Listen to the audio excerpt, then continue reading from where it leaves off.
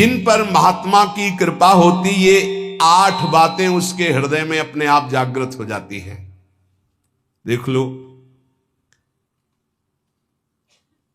8 बातें उसके हृदय में अपने आप जागृत हो जाती, जिस पर संत की कृपा होती। पूज्य बाबा कहते हैं, पहला, नाम जप, नाम कीर्तन और लीला गायन, इन 3 का उसको व्यसन हो जाता है, नशा हो जाता है। ये 8 बातें महात्मा के कृपा पात्र में जागृत हो जाती है। नाम जप, नाम कीर्तन और प्रभु की लीला गायन का नशा हो जाना। कीर्तन हो रहा है तो शकील के बैठ गए, थोड़ा 5 मिनट हमको भी गाने, राधा राधा, भगवत चर्चा हो रही, अरे यहां कथा हो रही, और बैठ गए 10 मिनट। नशा है ये, हमारे आपको नहीं, सनकादि के लिए भी कहा गया, आशा व्यसन वसन याति नहीं, रघुपति चरित होए ता सुनहि। हनुमान जी को बड़ा नशा है। यत्र यत्र रघुनाथ कीर्तनम तत्र तत्र कृतमस्त कांजलम वाष्पवारि परिपूर्ण लोचनम, आश्रु बहाते हुए। तुम्हें तुम्हारे पिता की कसम है, वीडियो को लाइक करो और चैनल को सब्सक्राइब करो। धन्यवाद। पहला, साधु कृपा पात्र में नाम जप, नाम कीर्तन और लीला गायन का नशा हो जाएगा।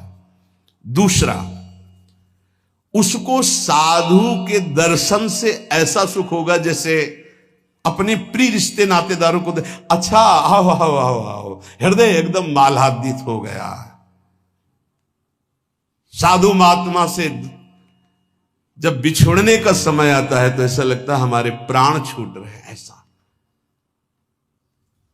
बिछुरत एक प्राण हरि ले, ये साधु कृपा पात्र में होगा। संत को आओ आओ, आज तो हमारे अहो भाग्य, जो प्रभु मोहि अनुग्रह की ना, तो तुम आई दरस हट देना। पहला, नाम जप कीर्तन और लीला गुणा गान का व्यसन। दूसरा, साधु दर्शन, साधु सेवन, ऐसा जैसे प्रिय रिश्तेदार, प्रिय नातेदार, ऐसा होना चाहिए। कई चरित्रों में पढ़ा है कि भगत की पत्नी जब संतों का मंडल आया तो उनके लिए बहुत ही ऐसे खिचड़ी आदि रूखा सूखा बना, और जब उनके भाई आए तो खीर पुआ पूरी सब व्यवस्था।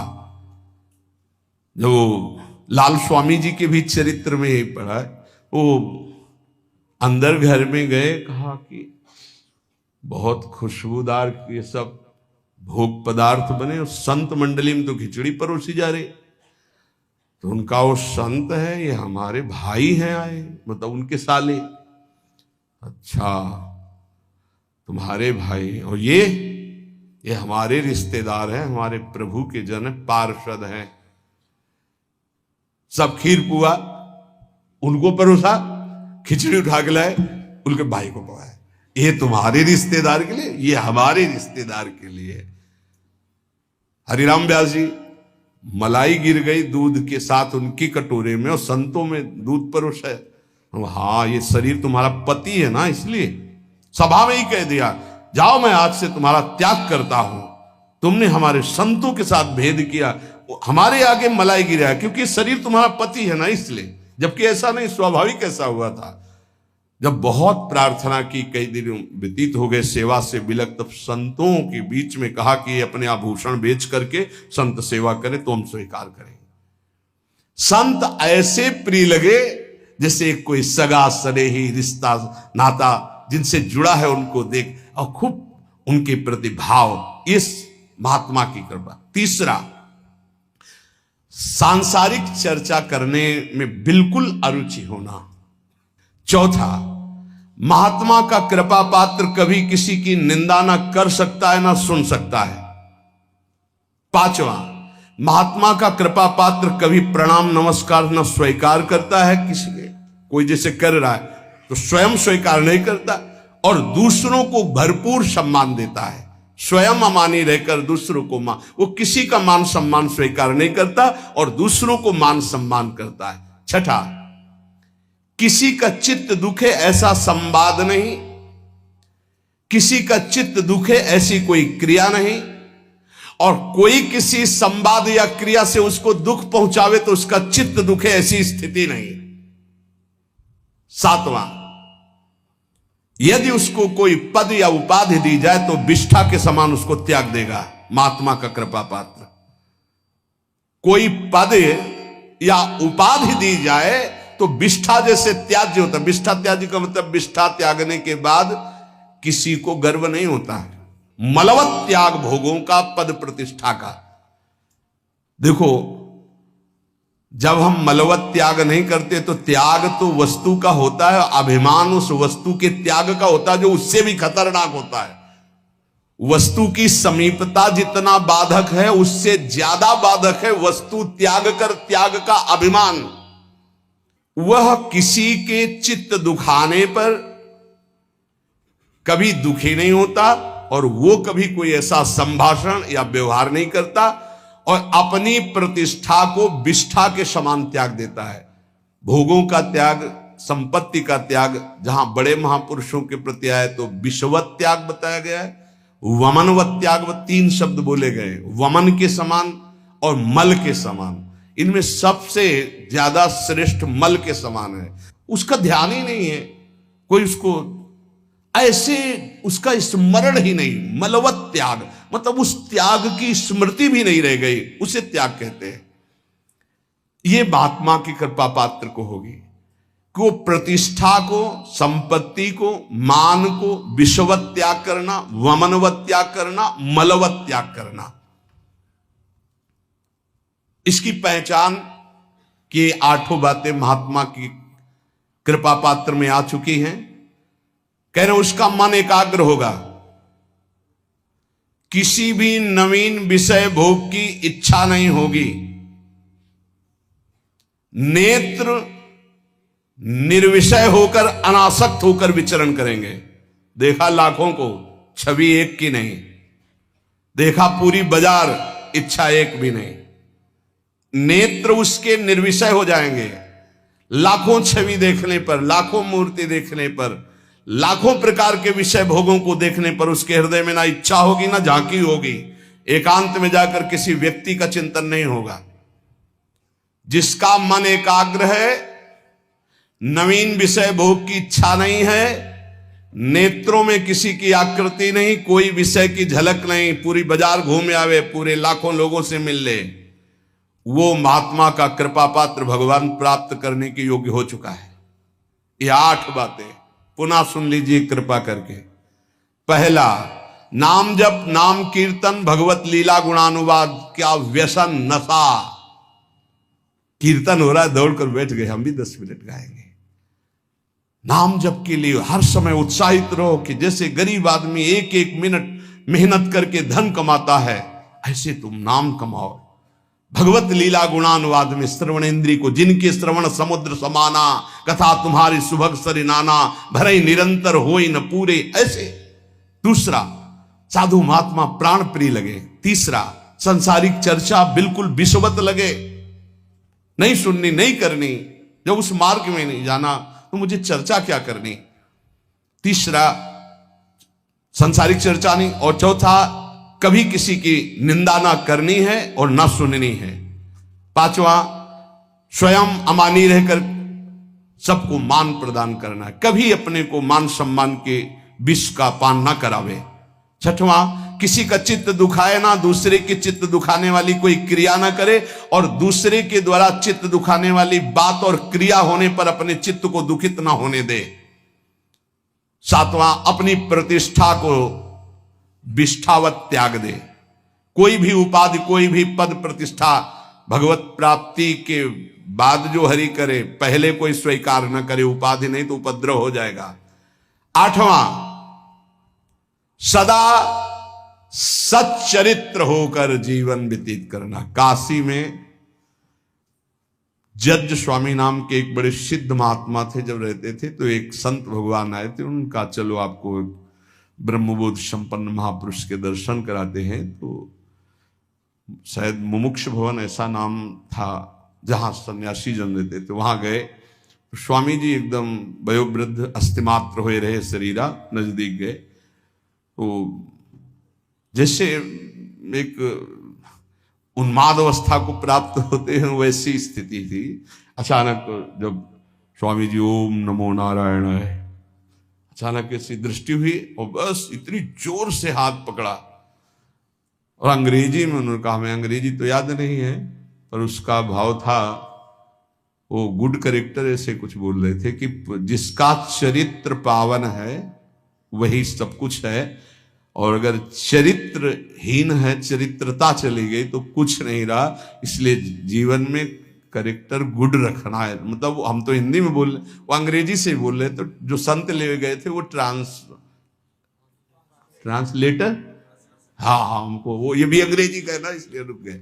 वो उसका भाषा हिंदी की करके वो हमें बता रहे थे कि वो है। तो ये 8वां है, सर्वदा पावन चरित्र रखना।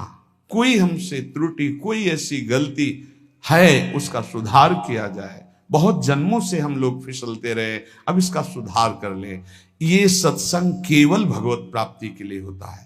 ये सत्संग केवल समस्त संत महापुरुष और भगवान की वाणियों को मिलकर होता है। जो तुम एक शास्त्र में ढूंढोगे वो तुम्हें ढूंढी ढूंढाई वस्तु मिल रही। ना तुम्हें दूध खोज करना है, ना दही खोज करना है, ना मथना है, ना माखन करना, सीधे घी मिल रहा है भैया। अगर अब पुष्ट ना हुए तो भगवान जाने।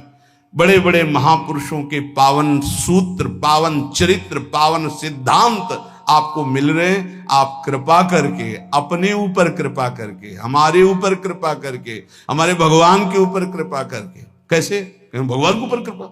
भगवान ये गीता हमारे लिए बोले हैं, अगर हम स्वीकार करेंगे तो मानो भगवान कहते कृपा कर रहे हो हमारे ऊपर, जो हमारी बात मान रहे हो। जैसे छोटा बच्चा दूध पी लेना तो माँ कहती बहुत अच्छा, मानो माँ के ऊपर कृपा कर दिया, नहीं तो माँ चिंतित रहती। गुरु के ऊपर कृपा कर दिया यदि आपने बात मान ली, क्योंकि गुरु निश्चिंत हो जाएंगे, आप भगवत प्राप्त हो गए, आप भगवान को मिल गए। ये हमारी निश्चिंतता, हमारे प्रभु की निश्चिंतता। और आपके ऊपर गुरु कृपा भरपूर, हरि कृपा भरपूर, लेकिन आपकी कृपा में कंजूसी है आपके ऊपर। आपकी कृपा यदि आपके ऊपर हो जाए तो सब बात बन जाए। आप अपने ऊपर कृपा करें और जो सुन रहे हैं वैसा आचरण कर ले, यही है अपने ऊपर कृपा। सर्व मंगल हो जाएगा। खूब नाम जप करें, भगवद आश्रित रहे। और प्रार्थना है, दिनचर्या को भगवान मान लीजिए, हमारी बात मान लीजिए, अपनी दिनचर्या को भगवान मान लीजिए, दिनचर्या में त्रुटि ना कीजिए। दिनचर्या जिसकी पावन हो गई वो पावन हो गया, महात्मा बन गया। एक दिनचर्या, कोई भी दिनचर्या जो आपकी बनी हुई है उसको कभी त्रुटि मत होने दीजिए। बुखार आ जाए तो कपड़ा ओढ़ करके गेट के पास बैठ जाइए, आप उसका प्रभाव देखिएगा। दिनचर्या में बहुत बड़ी सामर्थ्य होती है। जिन महापुरुषों की हमने चरित्र पढ़े, बड़े बड़े महापुरुषों की, उनकी दिनचर्या थी, वही हमारे बचपन से दिमाग में दिनचर्या बैठ गई है कि एक दिनचर्या ही आपको उन्नति मार्ग में ले जाएगी। एक दिनचर्या, कृपया हमारी बात मान लीजिए, एक दिनचर्या बना लीजिए। आपकी दिनचर्या की त्रुटि वो आपके लिए बहुत हानिकारक होगी, प्रमाद स्थिति हो। अन्य समय आप कार्य कीजिए जो आपके और कार्य हैं, दिनचर्या में आपकी त्रुटि नहीं होनी चाहिए। आज के सत्संग का जो आपने श्रवण किया उसका मनन करो और अपने आचरण में उतारो, और इसी जन्म में प्रिया प्रीतम की प्राप्ति की योग्यता हमारे अंदर आ जाए। प्रिया प्रीतम मिले ना मिले, हर समय उनको पुकार कर रो रहे हैं यार, ये तो आ जाए। उनसे मिलने के लिए तड़पना तो आ जाए, उनकी याद में डूबना तो आ जाए। वो आ जाएगा। अगर उनको ना बुलाना होता, ना ये देना होता तो हमको क्यों ये सानिध्य देते। इस सानिध्य का मतलब वो हमें, आप समझो, प्रिया जो आपको मिलने के लिए कितने व्याकुल है, यहां से तुम्हें सुनाई नहीं दे रहा, ये उनकी व्याकुलता है, आपसे मिलना चाहते हैं। आप क्यों मिलने के लिए तैयार नहीं हो रहे हो। जैसे माँ बाथरूम में बच्चे को ले जाकर स्नान कराकर तैयार करके पिता की गोद में बैठा देती है, ऐसे गुरु आपको पावन सजा करके प्रिया प्रीतम के राख मंडल में प्रवेश कराने के लिए आप तैयार हो जाइए। जैसे छोटा बच्चा ना बाथरूम की, वो कहता है मुझे खेलना है, वो थप्पड़ मारेंगे, चल पहले। ऐसी कुछ दशा है। ऐसे घसीटो कि ये जो पवित्र आचरण है आपको निर्मल करेंगे। आप उन मलिन खेलों को खेलना चाहते हैं, ये छोटी मंजिल नहीं भगवत प्राप्ति। संपूर्ण द्वैत से विस्मरण प्राप्त करना है। विस्मृत्य द्वैत मात्रम प्रणयमय महाज्योतिरेका वर्णवांतः, संपूर्ण सृष्टि का विस्मरण करके तब एक स्थिति आती है, एको ब्रह्म द्वितीयो नास्ति। पहले सब कुछ भूलना है, इसलिए कहा गया निरंतर भजन। सातु दीर्घ काल निरंतर सत्कार सेवितो दृढ़ भूमि। राधा राधा राधा राधा राधा राधा राधा राधा राधा राधा राधा, क्या जा रहा है? हर कार्य कर रहे, राधा राधा स्मरण कर रहे। उपासक कितना बड़ा कार्य करना है, विस्मृत्य द्वैत मात्रम, संपूर्ण विश्व का विस्मरण। अब संपूर्ण विश्व में आपको क्या संपूर्ण विश्व का स्मरण है? बिल्कुल नहीं है। आपका उन्हीं का स्मरण जिनका संबंध है। नहीं, आप क्या जानते हो उत्तर प्रदेश में कितने लोग वास करते हैं? आपकी स्मृति में है क्या? कौन कौन कहां कहां कैसा, आपका कोई मतलब नहीं है। उत्तर प्रदेश में आपका रिश्तेदार कौन है, अभी याद आ जाएगा। आपकी स्मृति वही है जहां आपने संबंध फैलाया है। करना क्या है? सब संबंध के धागे प्रिया प्रीतम में समेट देने हैं। सबकी ममता ताग बटोरी, विस्मृत हो जाएगा।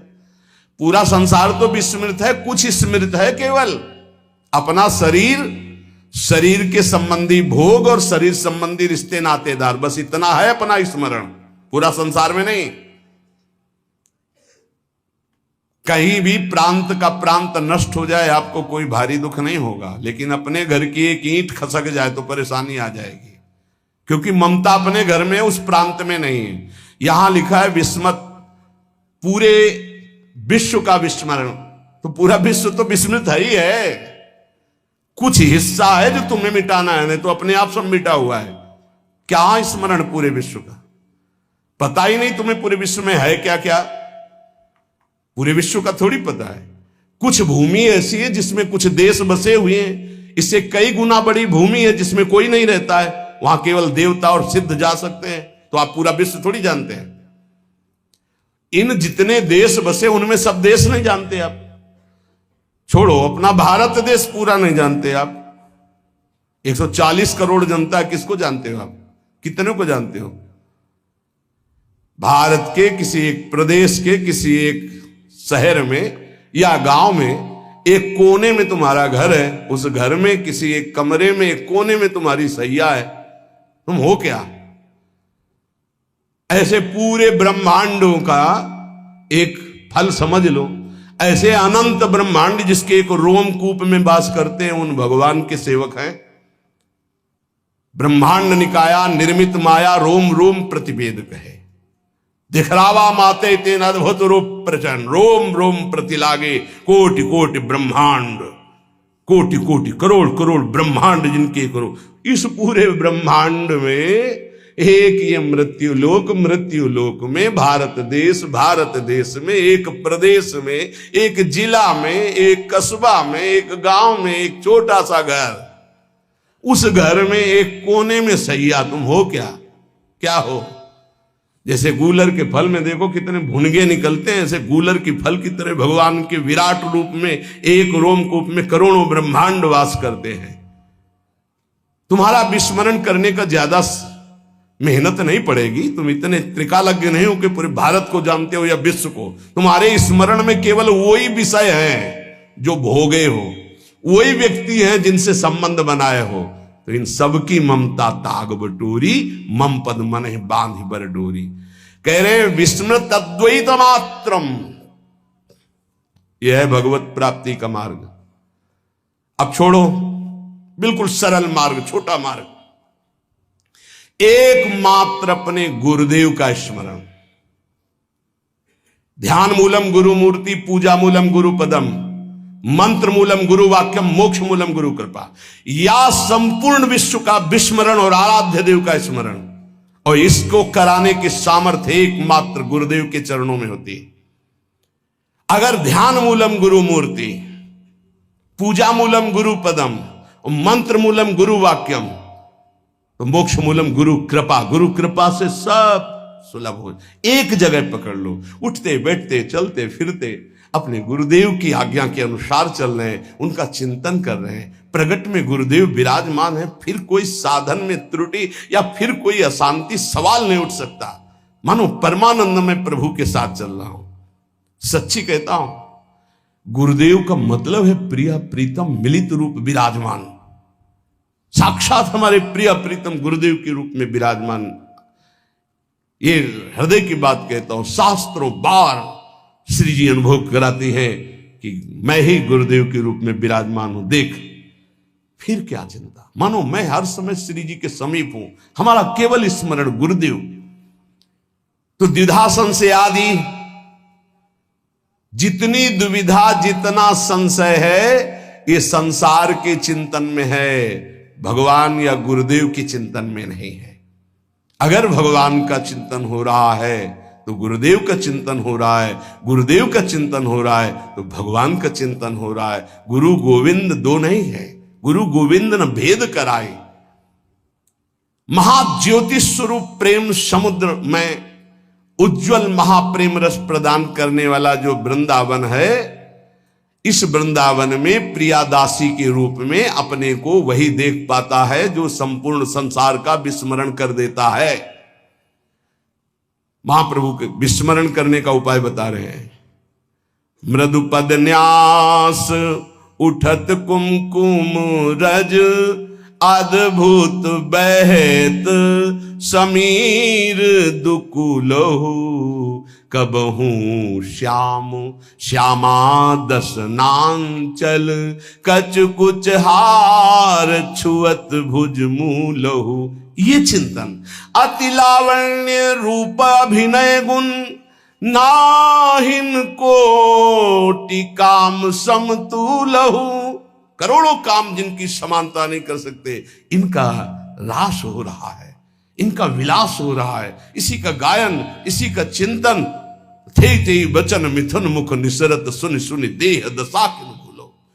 प्यारी जो थे ऐसे वो शोभा जो झलक रही है, कैसा सुंदर स्वरूप है। अभिनय निपुण स्वामिनी जो समस्त कलाओं में प्रेम, उपासक के नेत्रों के सामने झलक रहे शोभा। लटकी लट लोचन भ्रकुटी अनंग नचायो, ता थे धरत नूतन गति, पति ब्रजराज रिझायो। वो शोभा देश शुद्ध का विस्मरण करा करके ऐसी स्थिति में पहुंचाए है जहां प्यारोढ़ क्षमते न यक्षु शुकादि नाम तु ध्यानगम। वो उपासक भाव देह को प्राप्त कर लेता है जो द्वैत प्रपंच का विस्मरण करके अपने आराध्य देव की लीला चिंतन में लग गया। कैसा सुंदर रूप है हमारे युगल सरकार का। अति लावण्य रूप अभिनय गुण, नाहिन कोटि काम समतुलो। भ्रकुटि विलास हास रस बरसत, जैसे ही हरिवंश प्रेम रस है। प्यारी जो विशाल नेत्र महाप्रेम समुद्र भरे, उन नेत्रों से जब प्रीतम की तरफ देख रही हो और मंद मुस्कुराकर भ्रकुट संचालन हो, वो स्वरूप प्यारी जू का अभिनय निपुण लटक लट लोचन भ्रकुटी अनंग नचायो। कैसा स्वामिनी जो अभिनय करते हुए जिस समय भ्रकुटी संचालन करते हुए मंद मुस्कुराते, वो उस भ्रकुटी संचालन से करोड़ों कामदेव मानो मूर्छित हो गए, अधीन हो गए। ऐसा सौंदर्य जब उपासक देखेगा तो उसको इस मर्त लोक के कोई विषय चिंतन आएंगे नहीं। हमारा जो मार्ग मिला बहुत रसमय, ये चतुरासी जी प्रेम समुद्र है। आपसे प्रार्थना है, औषधि बड़ी गूढ़ है, अगर इसको पाते रहोगे तो रहस्य खुल जाएगा। चतुरासी जी का गायन देश शुद्ध विस्मरण करा देने की स्थिति में आपको खड़ा कर देगा। ध्यान दीजिएगा, सिद्ध साधन है देह विस्मृति, विश्व विस्मृति का चतुरासी जी का गायन, चतुरासी जी का चिंतन, चतुरासी जी का श्रवण। अरे अपने की बात क्या, लालजू को विस्मरण करा देने की सामर्थ्य श्री प्रियाजू में है। लालजू को विस्मरण करा देने की लाल जो अपने आप, चिदानंद स्वरूप लाल जो अपने आप को भूल जाते हैं, ऐसा प्रेम प्यारी जू का है। और अपने प्यारी जू की शरण में है, अपने को कोई भय इस बात का कि संसार का कोई राग हमें फंसा लेगा नहीं, बहुत बड़ी जगह जुड़ गए हैं। श्री स्वामिनी जी का बड़ा प्रताप है। श्रीपाद प्रबोधानंद जी महाराज कह रहे हैं, आप हमारी बात मान लो, निहाल हो जाओगे। यद कोट्यन समपि स्पृशेन्न निगमो यन्नो विदिर योगिनः। मैं जो आपसे बात कह रहा हूं वेद की सामर्थ्य नहीं है कि आपको बता सके, वो नेति नेति तो हरि के लिए ही कह रहा है। यहां वृंदावन कैसे पकड़ता है ये तो सुना था कि वृंदावन वास की तुम इच्छा करो वो तुम्हें फांस लेगा, पकड़ लेगा, ऐसे फांस से फांस लेगा कि तुम निकल ही नहीं सकते। तो लगता था क्या जादू है वृंदावन में, देखते हैं भाई। और जब वृंदावन ने फांसा तो जीने लायक नहीं रहे। अब वृंदावन के बिना जी नहीं सकते। आपको कैसे होता है? ये नहीं कि किसी रोग आदि के कारण नहीं, वृंदावन के बिना, वृंदावन जीवन है, प्राण है। यद कोट्यन समपि स्पृशेन्न निगमो यन्नो विदुर योगिना। जो श्रीपाद कह रहे, करोड़वें अंश की महिमा भी वेद ने वर्णन कर सकते हमारी प्यारी जू की, लाल जू की महिमा नेति नेति वर्णन करके। यद कोट्यन समपि स्पृशेन न निगमो, निगम ने वेद, न निगमो यन्नो विदुर योगिनः। बड़े बड़े योगी भी जिस रहस्य को नहीं जानते। आगे की बात और दुर्लभ के, श्रीश ब्रह्म सुकार्जुन उद्धव मुखा पश्यन्ति यन्न क्वचित अन्यतो किम ब्रजवासिनामपि न यदृश्य कदा लोके श्री वृंदावन रूपम अद्भुतमहम राधा पदैकाश्रया। समझ आ जाए तो भाई श्री जी की बड़ी कृपा, नहीं तो कह रहे वेद नहीं समझते तो हम लोग क्या समझ लेंगे। समझो, जिन श्यामाजू की महिमा के करोड़वें अंश को वेद नहीं वर्णन कर सकते, जिन श्यामाजू की महिमा को बड़े बड़े योगी जन भी ध्यान में नहीं पाते। आगे उधर श्रीश ब्रह्म शुका अर्जुनो उद्धव मुखा पश्यन्ति अन्न क्वचित। हमारी प्रिया जी जहां विराजमान है नवनिभृत निकुंज में, इन सब महापुरुषों ने अवतार लीला में दर्शन किए, अवतार लीला का गायन किया, अवतार लीलाओं को देखा कृपा से, लेकिन सेवा में सम्मिलित नहीं हुए। नवनिभृत निकुंज में विराजमान जो रूप बेली प्यारी बनी सुप्रीतम प्रेम तमाल, यहां सिर्फ सहचरियों का प्रवेश है। श्रीपाद प्रबोधानंद जी महाराज ने 3 वृंदावन का वर्णन किया प्रारंभ में। पहला गोष्ठ वृंदावन जिस